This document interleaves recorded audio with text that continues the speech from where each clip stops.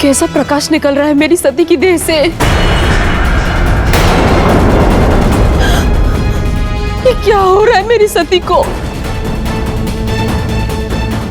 नहीं, मुझे ये शुभ संकेत प्रतीत नहीं होता।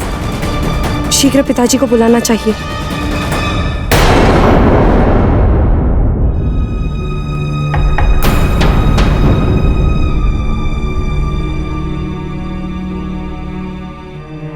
शिव आए?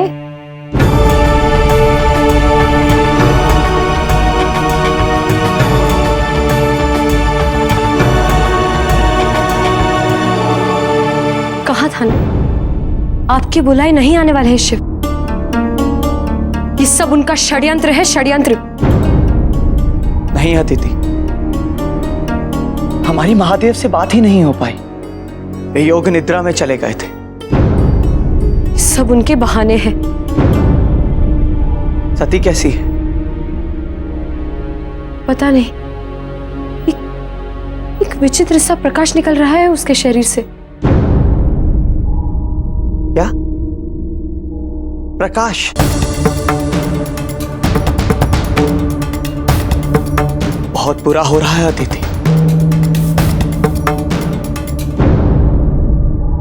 स्वामी, संसार में कोई भी मेरी पुत्री को स्वस्थ करेगा, उसे मैं अपनी आदि शक्तियां और आधे अधिकार दे दूं, परंतु शिव को सती का स्पर्श नहीं करने दूं।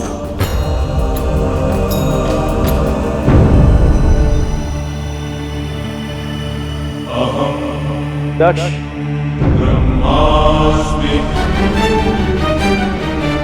और कितना अनर्थ करोगे अपने अहंकार के लिए? पहले ही शिव को शाप देकर संसार का संतुलन बिगाड़ चुके हो तुम, और अब अपनी शक्तियों को नष्ट करने पर तुले हो। तुम्हारा यह प्रयास तुमसे प्रजापति का पद छीन लेगा। तुम्हें ये शक्तियां सार्वजनिक हितों के लिए प्रदान की गई हैं। तुम इनका प्रयोग निजी हितों के लिए कैसे कर सकते हो दक्ष? कैसे कर सकते हो तुम? मेरी पुत्री भी समाज का अंश है ब्रह्मदेव। मेरी शक्तियों पर मेरी पुत्री का भी उतना ही अधिकार है जितना समाज का है। सती के हित के लिए यदि मैं अपनी शक्तियों का प्रयोग कर रहा हूं तो इसमें बुराई क्या है ब्रह्मदेव? परंतु सती की योग निद्रा शिव के स्पर्श से ही दूर हो सकती है दक्ष। क्षमा करें ब्रह्मदेव, यदि आप ये कहना चाहते हैं कि शिव की सहायता लेकर मैं अपनी पराजय स्वीकार कर लूं,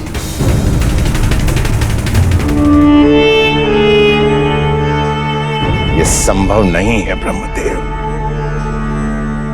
असंभव है, असंभव।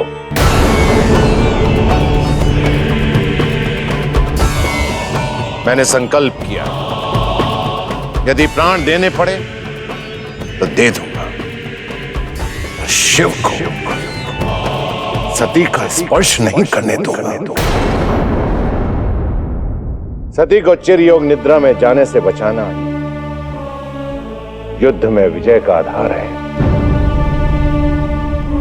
तो ये युद्ध जीतना मेरा उद्देश्य है ब्रह्मदेव।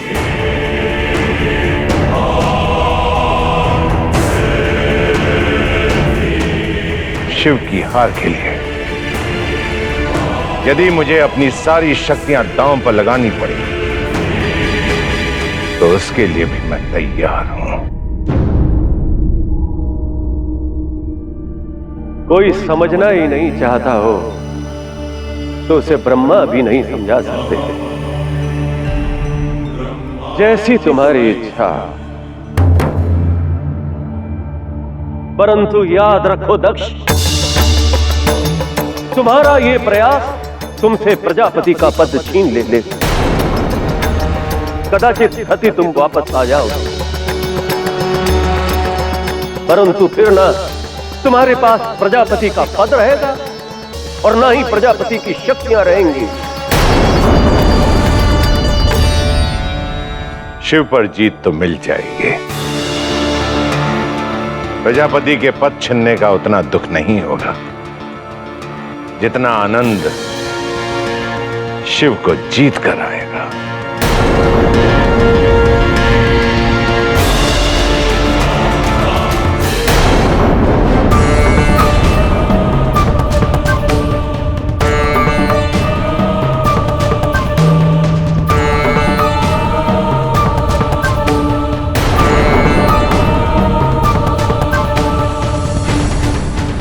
अनिष्ट, घोर अनिष्ट। जिसका भय था वो हो गया। क्या हुआ ऋषि कश्यप? क्या हो गया सती को? ये कैसा प्रकाश है? चिर योग निद्रा की यात्रा आरंभ हो चुकी है।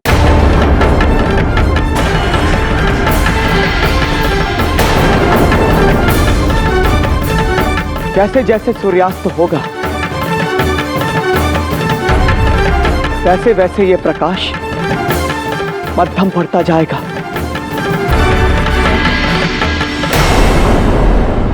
और सूर्यास्त होते ही प्रकाश निकलना पूरी तरह से समाप्त हो जाएगा और सती चिर योग निद्रा में पहुंच जाएगी।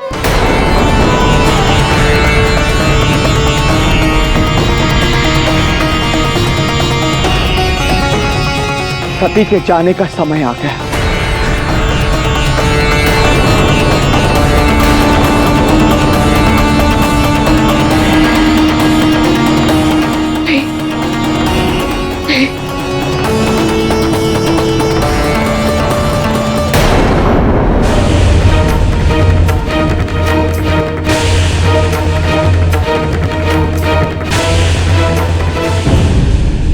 क्या हो गया महादेव को? वो समाधि से बाहर क्यों नहीं आ रहे हैं? चाहिए महादेव, जाकर माता सती को स्पर्श कीजिए। जाग जाइए महादेव, जाग जाइए, जाग जाइए।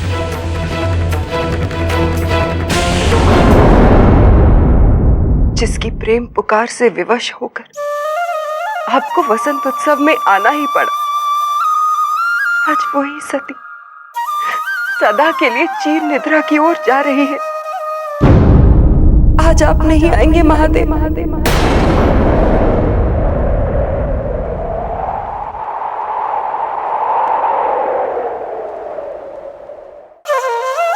क्या सचमुच आपको प्रजापति के बुलावे की प्रतीक्षा है? क्या सचमुच मान सम्मान का बंधन महादेव को बांध सकता है? सती तो वसंत उत्सव में आपको बुलाकर अपनी प्रेम परीक्षा में सफल हो गई, परंतु आज आपको अपनी प्रेम परीक्षा देनी है। आज आपको अपने प्रेम के लिए आना ही होगा महादेव। आज आपको आना ही होगा, आपको आना ही होगा महादेव, आना ही होगा।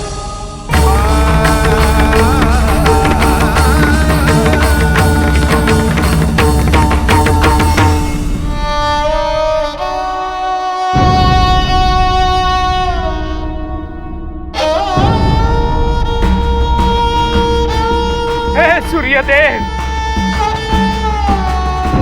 यदि आप अस्त हो गए तो माता सती चिर निद्रा में चली जाएंगी और आप पर सदा सदा के लिए उसका कलंक लग जाएगा। मेरे महादेव की समाधि टूटने तक प्रतीक्षा कीजिए, तब तक अस्त मत हुई सूर्यदेव, तब तक अस्त मत हुई। हे महादेव,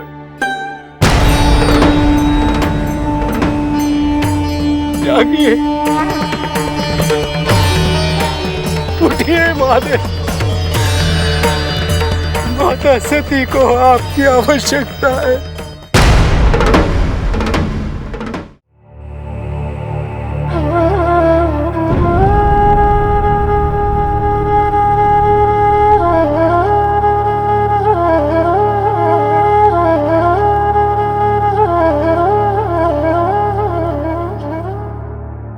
हे ईश्वर,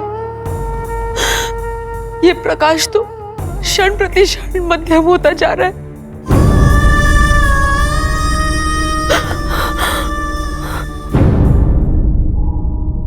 अब तो सूर्यास्त भी होने वाला है।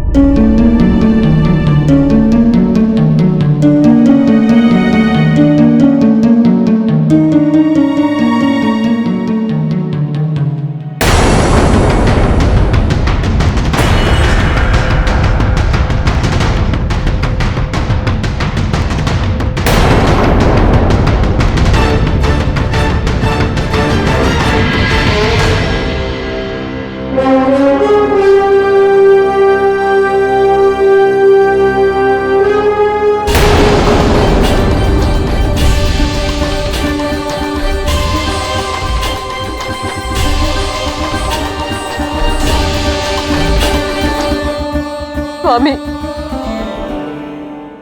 सती को बचा लीजिए स्वामी, वो हमें छोड़कर जा रही है। कुछ नहीं होगा हमारी सती को। ये देखो, मेरे तप और प्रजापति पद की संपूर्ण शक्तियां हैं इसके स्पर्श से सती की योग निद्रा टूट जाएगी। हाँ, ये बात और है कि इसके पश्चात प्रजापति दक्ष केवल दक्ष रह जाएंगे, एक साधारण पिता।